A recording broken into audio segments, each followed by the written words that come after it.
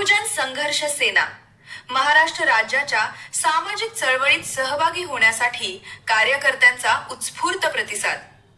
समाजातील अन्याय, अत्याचार आणि विविध सामाजिक प्रश्नांविरोधात संविधानिक मार्गाने संघर्ष करण्यासाठी तसेच शिव, शाहू, फुले, आंबेडकर विचारधारेवर आधारित व्यापक सामाजिक चळवळ उभी करण्याच्या उद्देशाने बहुजन संघर्ष सेना महाराष्ट्र राज्याच्या माध्यमातून सक्रियपणे काम करण्यास इच्छुक संविधान प्रेमी नागरिकांना सहभागी होण्याचे आवाहन करण्यात आले होते.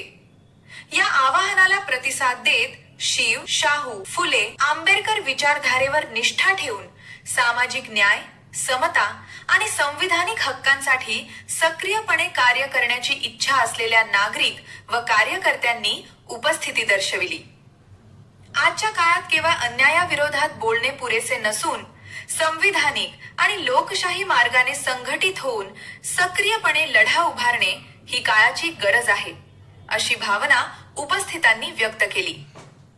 यावेळी बहुजन संघर्ष सेनेची आगामी ध्येय धोरणे, सामाजिक प्रश्नांवरील भूमिका, संघटनात्मक बांधणी, जनतेच्या प्रश्नांसाठी संघर्ष तसेच पुढील वाटचालीबाबत सविस्तर चर्चा करण्यात आली. शिक्षण, संघटन, संघर्ष, समता आणि न्याय या मूलभूत तत्वांवर आधारित व्यापक सामाजिक चळवळ उभी करून समाजातील अन्यायग्रस्त, वंचित आणि पीडित घटकांच्या न्याय्य हक्कांसाठी संविधानिक मार्गाने संघर्ष करण्याचा निर्धार यावेळी व्यक्त करण्यात आला.